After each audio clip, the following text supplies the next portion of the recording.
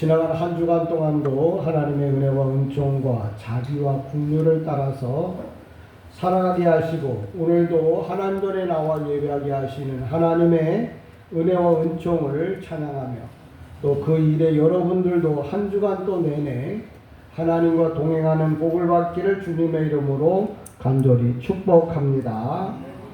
오늘은 그 맥추감사주일입니다. 보통 유대인들은 이 맥추감사주일을 맞이하기 전에 눕기서를 그냥 암송을 합니다.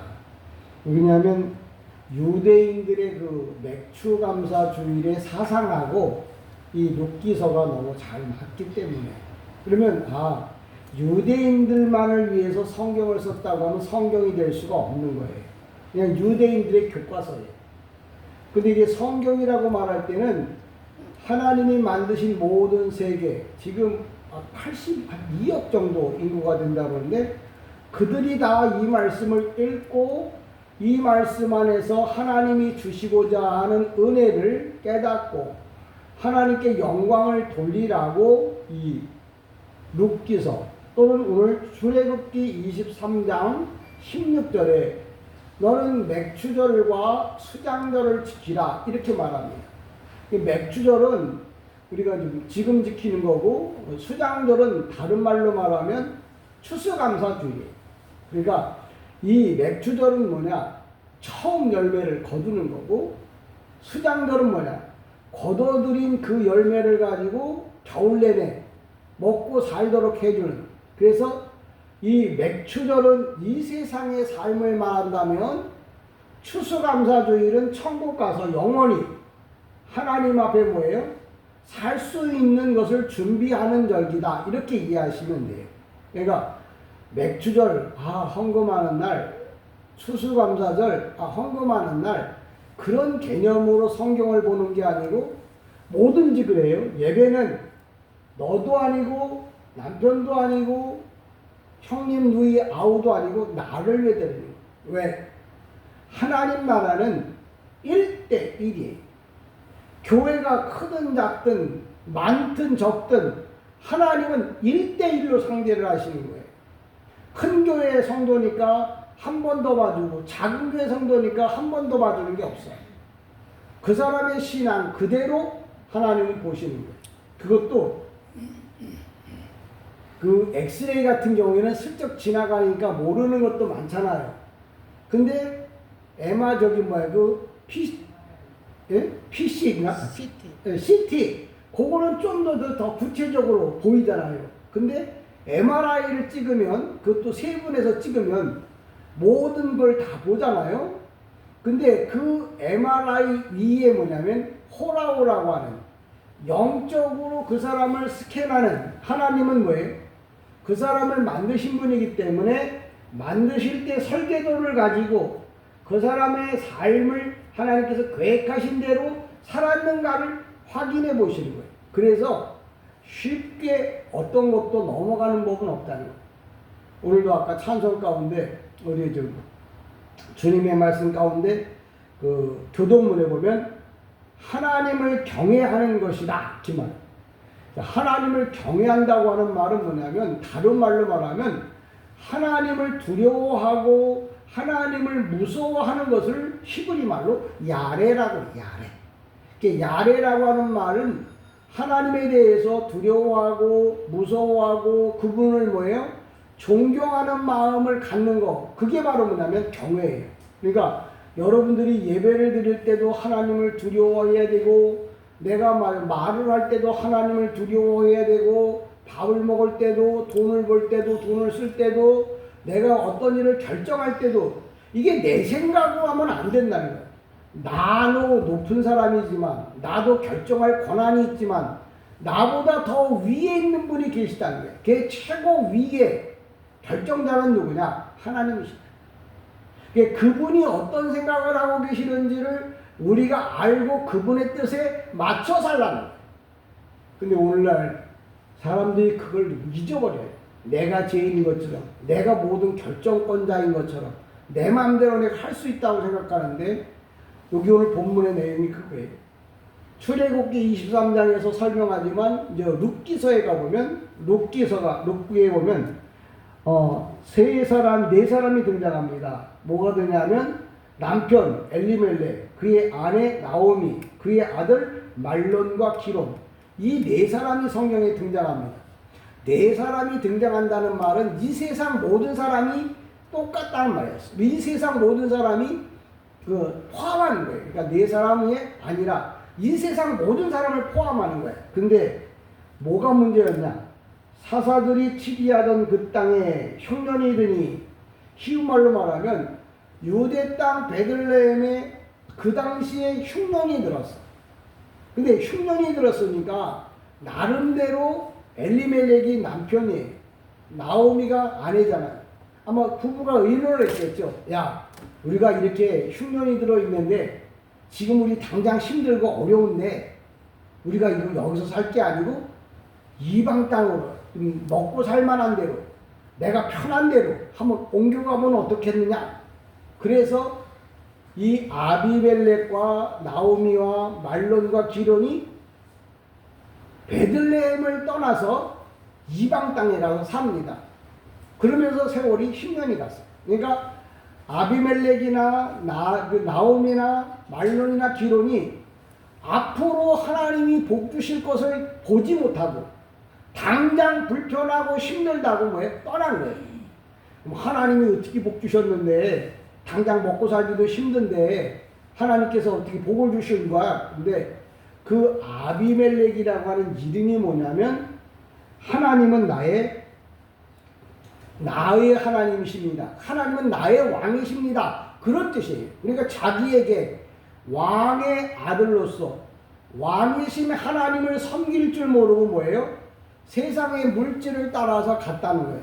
그러니까 하나님이 복 주기로 약속했다는 말은 네 이름이 아비멜렉 아니냐. 너가 하나님이 너의 왕이라고 했는데 그 왕, 모든 걸 만들고 모든 걸 줄 수 있는 그분이 너의 왕이신데 네가 그분을 못 믿었다. 그러니까 이 룻기서의 문제는 뭐냐면 내가 힘들 때 하나님을 못 믿고 인간적인 방법을 선택해서 이방 땅에서 살다가 세상 말로 개고생을 하고 있었는데 정신 차려보니까 내가 여기 살 게 아니라 다시 베들레헴으로 돌아가야겠다. 그래서 베들레헴으로 돌아왔더니 엄청난 복을 받았더라. 그 얘기가 룻기서 전체의 내용이에요. 아마 그것도 우리 인생인 것 같아요. 내가 힘들다고 요리조리 피해 다니면서 가서 살다 보니까 내가 그렇게 살면 잘 살 것 같아서 해보니까 고생만 하더라. 그러다 결국은 모든 것을 다 내어버리고 다시 베들레헴으로 돌아옵니다. 이 베들레헴이라고 하는 땅이 예수님이 태어난 곳이 베들레헴이에요. 여기 우리가 잘 아는 다윗 왕이 태어난 것도 베들레헴이에요. 또 이 보아스라고 하는 이 룻의 남편이 될 사람 보아스도 베들레헴이에요. 베들레헴은 뭐냐면 베이틀레헴이라고 그래갖고 빵을 만드는 공장이 있던 공장 이름이 베들레헴이에요. 베들레헴이 지명 이름이 아니라 빵을 만드는 공장의 이름이 베이틀레헴이에요. 여기는 빵 만드는 공장입니다. 왜 그러느냐면 모든 생명이 뭐예요? 베들레헴에서부터 나오기 때문에 그래요. 그래서 주님도 생명의 주인이시잖아요. 근데 그분이 생명의 주이신 그분이 유대 땅 베들레헴에서 태어나셔야 성경에 기록되어진 내용과 맞아요. 그래서 유대 땅 베들레헴에서 태어나신 거예요. 이 룻기서에 오늘도 맥주 감사 주일에 가장 포인트는 뭐냐면 우리는 항상 가난해도 힘들어도 배고파도 아파도 고통스러워도 베이틀레헴 하나님이 주시는 생명의 땅, 생명의 교회를 떠나서는 안 된다. 교회를 떠나면 어떻게 된다고요? 세상은 흉년이 여기 만드는 게 아니고 항상 저쪽은 풍년 만드는 게 아니에요. 항상 돌아가며 살아요. 근데 중요한 건 뭐냐면 내가 어떤 상황이 되든지 간에 예수를 떠나지 않는다고 하는 그게 바로 신앙인데 오늘 본문이 그런 내용을 얘기합니다. 우리가 잘 아는 대로 오늘은 맥추감사주일인데, 그럼 맥추감사주일은 뭐냐면 처음 추수하게 된 열매를 하나님 앞에 드리는 절기라고 그래요. 그러니까 처음 추수한 절기라는 게 바로 뭐냐면, 이스라엘은 봄에 한 번, 이제 가을에 한 번, 두 번 추수를 해요. 근데 여기 보니까 맥추라고 하는 말은 맥자가 보리맥자예요.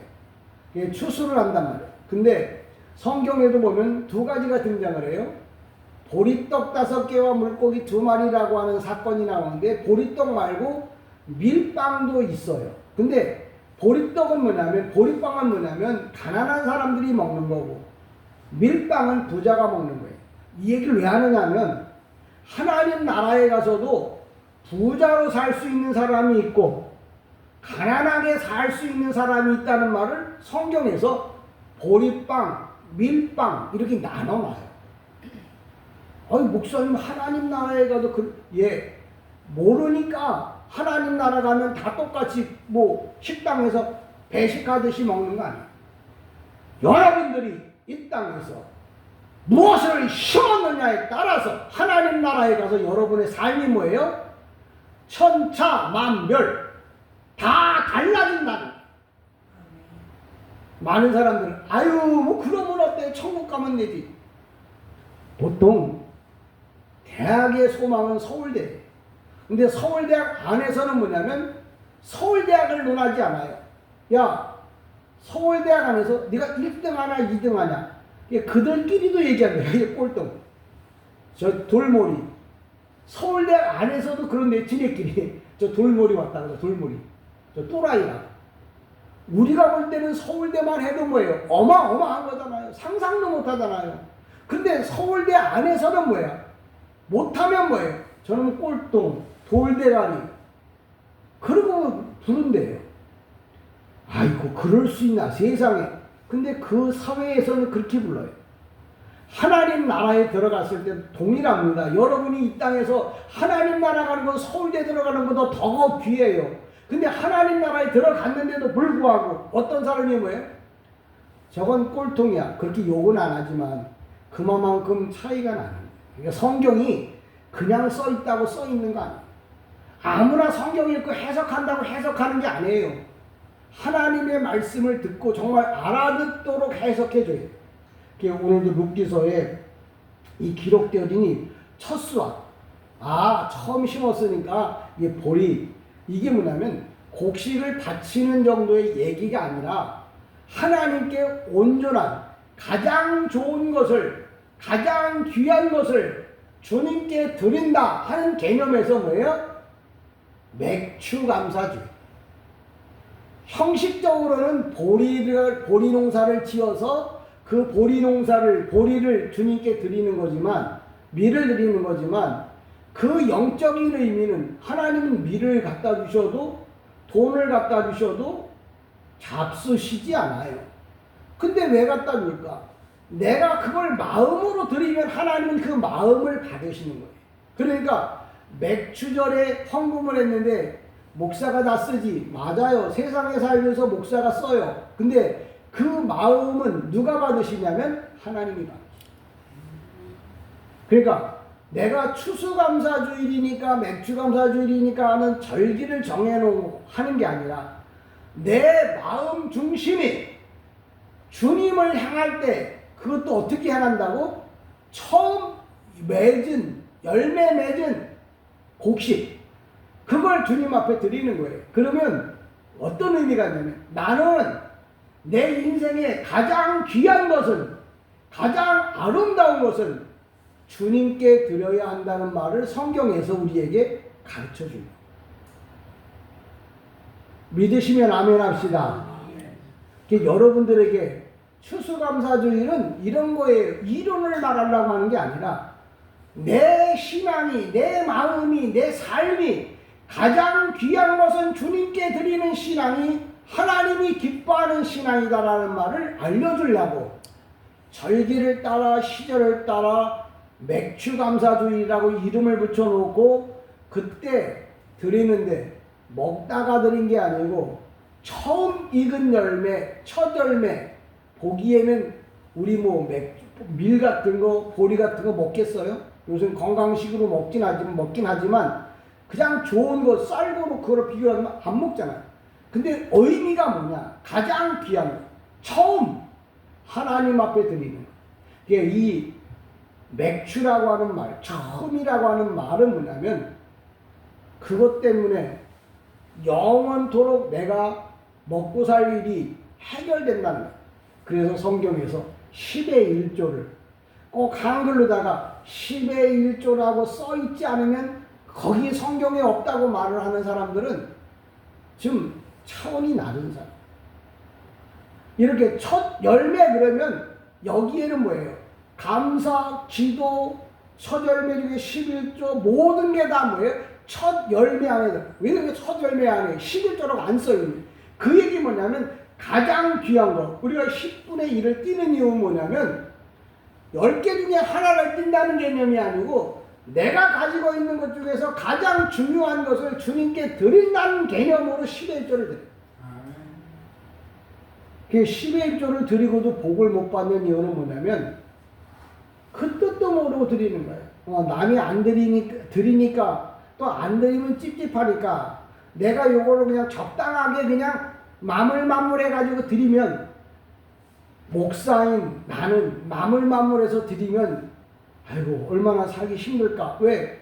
목사가 보는 견해는 뭐냐면 매주마다 10의 1조를 봐요. 얼마나 많이 드리느냐가 아니라 적게 드리면 하나님 이것 갖고 어떻게 이분이 살아요.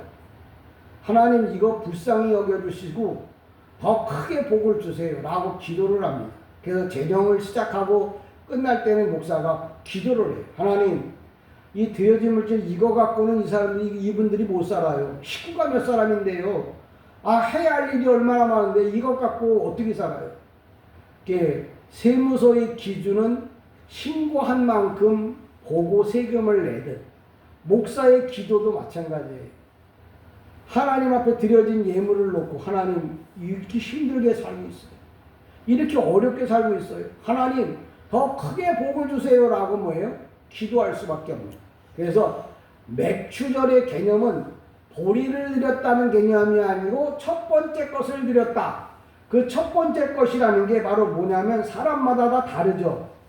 어떤 사람에게는 뭐 시간이 될 수도 있고 어떤 사람에게는 뭐 건강이 될 수도 있고 어떤 사람에게는 재능이 될 수도 있고 어떤 사람에게는 여러 가지 나름대로 그게 있죠. 그것 중에서 첫 번째를 드렸다는 말이 맥추절을 지켰다는 개념으로 이해를 하셔야 돼요. 오늘이 맥추절이니까 절기를 지키라고 말한 거 아니에요. 절기를 지킬 것 같으면 우리가 유대인이어야죠. 우리는 유대인이 아니고 이방인이잖아요. 그럼 성경에 그럼 유대인이 아니고 이방인 우리는 어떻게 해야 해요? 가장 귀하고 중요한 거 그거 하나님 앞에 드릴 때마다 우리는 뭐예요? 맥추절을 드리는 거예요. 하나님 나라에 가서 내가 받을 것을 생각하고 드린다. 그럼 뭐예요? 추수감사원금을 드려요. 나름대로 이름을 잡자는 그런. 그러니까 저와 여러분이 이 말씀들을 잘 생각하시면서 제가 이 룻기서의 전체적인 아웃라인을 설명을 해볼까 해요. 뭐냐면 우리가 본문에 등장하는 대로 룻기 1장 20절로 3장 13절에 보면 이 점점 비어갑니다. 그러니까 점점 비어가면서 비호감으로 이게 채워지는. 그러니까 처음에는 모든 걸 다 잃어버렸어요. 그래서 정말 이제는 그 아들도 남편도 죽고 그 아들도 죽고 아들 둘 다 죽었잖아요. 그리고 여자들만 셋이 남아요. 근데 그 중에 그 나오미가 그런 거예요. 야, 나를 나오미라고 부르지 마. 나오미란 말은 뭐냐면 하나님은 나의 기쁨입니다 라고 그랬는데 베들레헴을 떠나서 세상에 가서 사니까 기쁨이라는 건 하나도 없는 거예요. 뭐가 소망이 없는 거예요. 그래서 그 이방 여인들에게 말하기를 나는 이제 나오미라고 부르지 마라. 쓴물. 하나님 앞에 심판받고 저주받은 사람이라고 차라리 불러라. 그랬던 사람이에요. 그러다가 이 나오미에게 소식이 들려요. 베들레헴의 하나님이 크게 복을 줘서 지금 베들레헴이 잘 사는 동네가 됐다는 거예요. 그러니까 이 여자가, 나오미가 생각을 합니다. 내가 하나님 떠나서 내 맘대로 살다가 지금 개고생하고 있는데 여기서 이렇게 살다가 죽느니 하나님 앞에 가서 회개하고 그냥 베들레헴 땅 가서 죽어야겠다 생각하고 떠나려고 마음을 먹어요. 그러니까 인생이라는 게 뭐냐면 처음에는 비워지는 인생, 자꾸 없어지고 모자라고 힘들어. 그럴 때 뭐예요? 정신 차리라고 하는 하나님의 뜻으로 알아요. 그래서 나오미가 정신을 차리잖아요.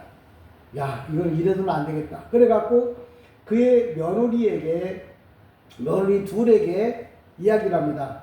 야, 네 남편들도 다 죽었지, 내 남편도 죽었지, 이제는 난 너희들과 남았네. 나는 여기서 살 수가 없다.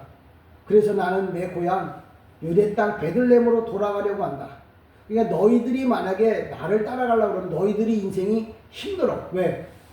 이방 사람들이 베들레헴으로 간다고 하는 말은 요새 백호주의라고, 미국에 가 있으면 막 흑인들, 막 동양인들 막 무시하고 막 죽이고 그러잖아요. 이스라엘은 더 심해요. 아주 유대인들은 우리를 사람 취급도 안 해요. 이방인들은 사람 취급도 안 해요.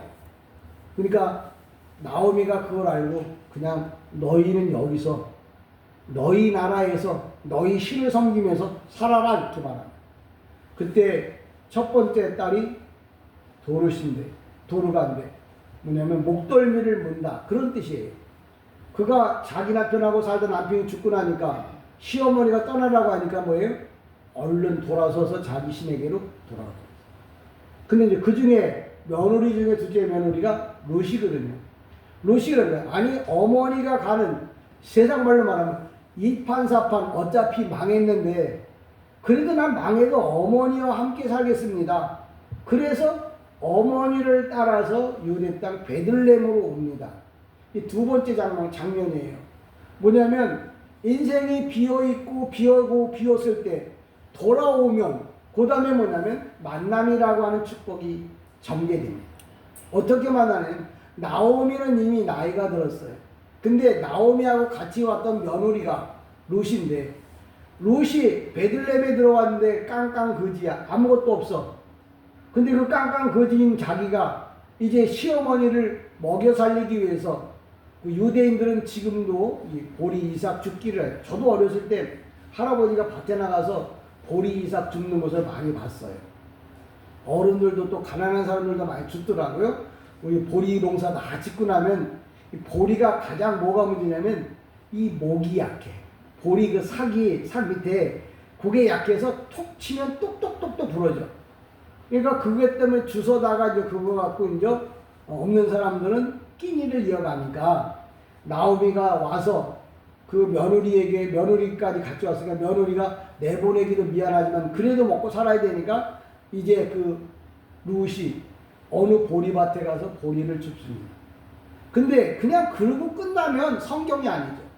하나님은 당신의 자녀들이 세상에서 고생하고 힘들어서 죽을 이 고난을 겪었을 때 그곳에 있으면 도와주지 못하지만 하나님께로 돌아오기만 하면 어떤 방법을 동원해서라도 하나님은 뭐예요? 도와주신다는 거예요.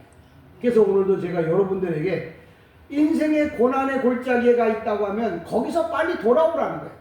하나님의 전, 베들레헴, 그 하나님의 축복의 땅으로 돌아오라는 거예요. 이 결국 나오미하고 롯이 돌아와서 누구를 만나냐면 보아스를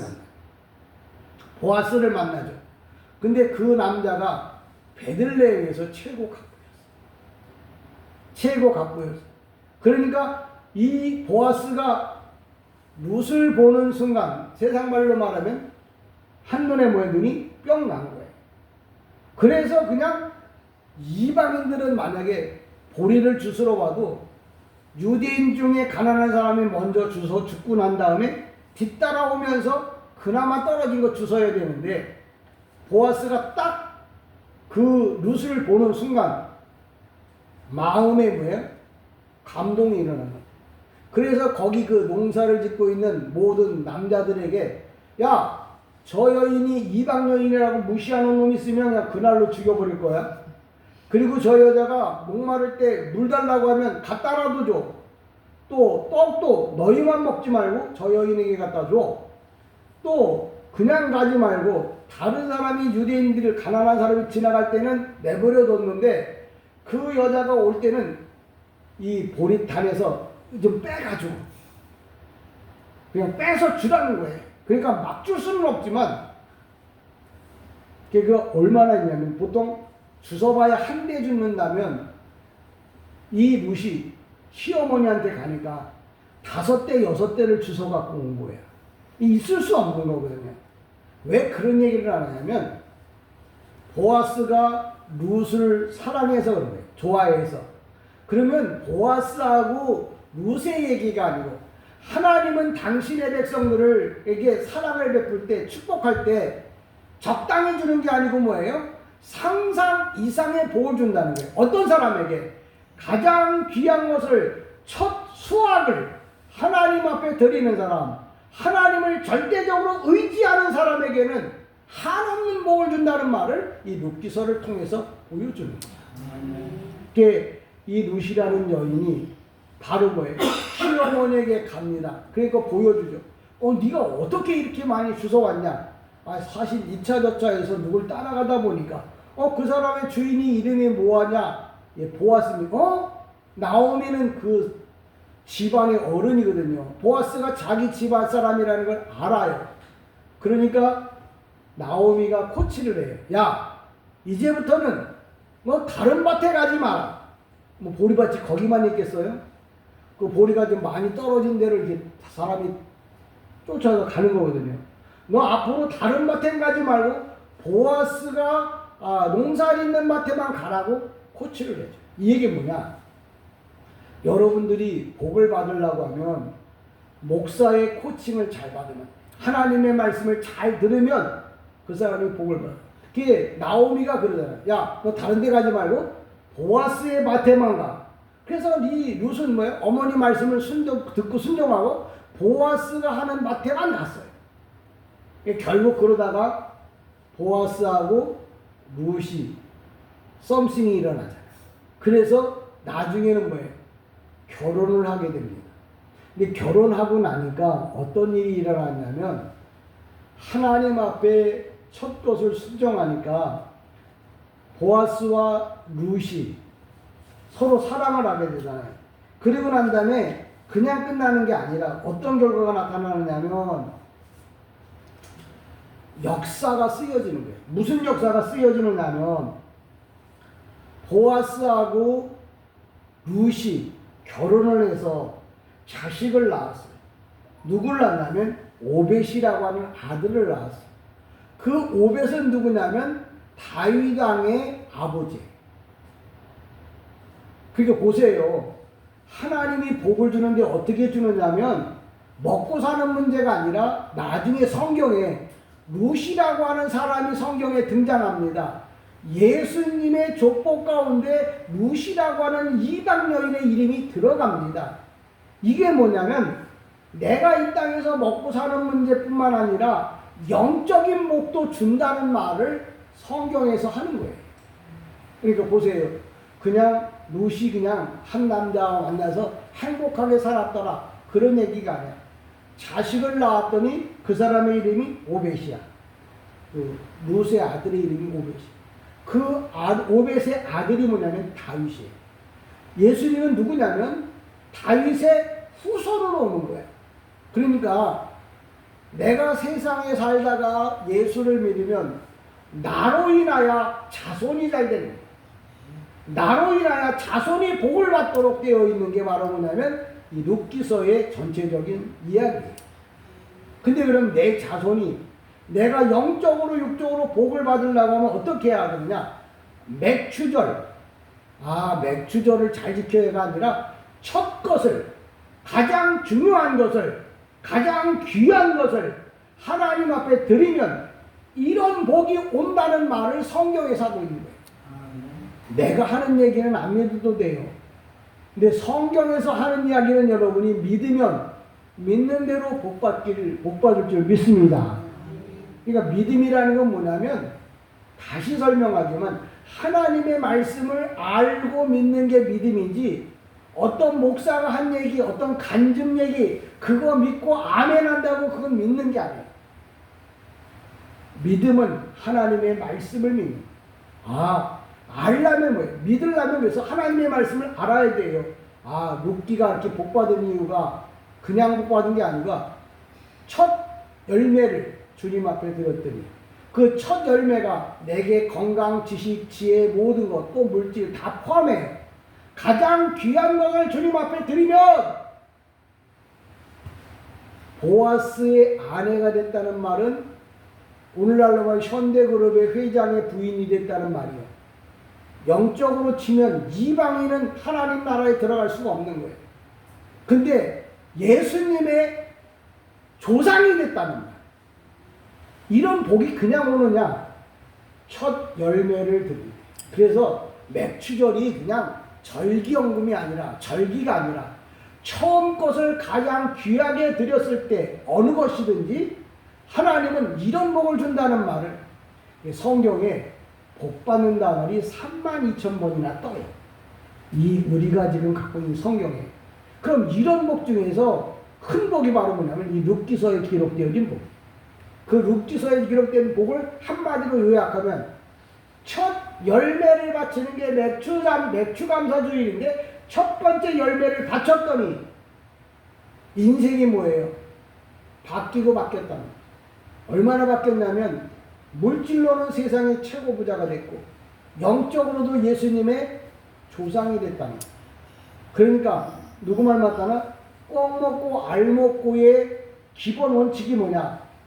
첫 열매를 바치는 거예요. 여러분들이 이 말씀을 깨닫고 이해가 된다면 이렇게 살아서 여러분이 정말 인생이 새롭게 거듭나는 사람을 의지하고 사람을 바라다보는 건 한순간이에요.